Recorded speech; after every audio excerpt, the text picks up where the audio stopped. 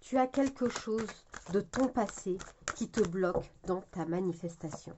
C'est quelque chose qui vraiment fait que tu ne sais pas avancer, tu ne sais pas débloquer ta manifestation. Je te donne ici la solution. Ah bah, j'en ai trois. Voilà. Donc, qu'est-ce qui te bloque? On te dit que tu as toujours été un être spirituel. Tu as toujours été un être qui, eh bien, a pratiqué la spiritualité. De quelconque façon, hein, la spiritualité, ça peut être la manifestation, ça peut être le fait d'avoir fait du magnétisme ou ce genre de choses. En tout cas, tu as toujours été un être spirituel, même dans tes autres vies.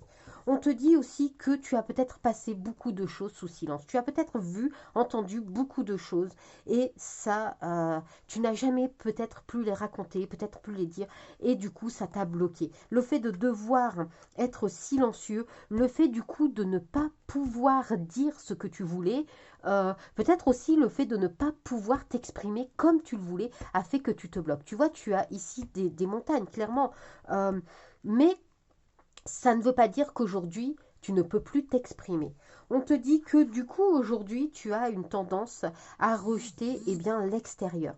Tu as aussi peut-être, du coup, tendance à rejeter l'intérieur parce que automatiquement, tu as peur de dire ce qu'il y a à dire.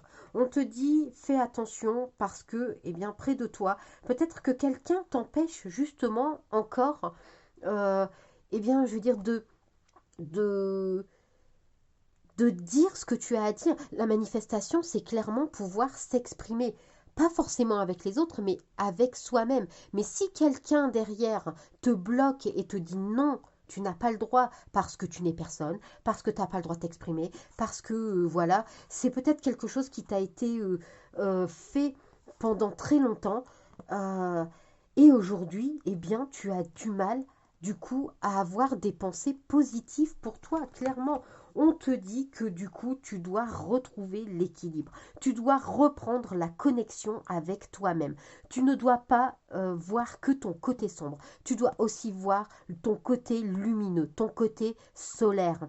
Tu es quelqu'un d'extraordinaire. Ne l'oublie jamais. Tu es quelqu'un de merveilleux, merveilleuse. Tu es quelqu'un qui est capable de déplacer des montagnes si elle le souhaite. Tu es quelqu'un qui peut casser tous les codes. Tu es quelqu'un qui peut avoir confiance en soi. Tu es quelqu'un d'exceptionnel.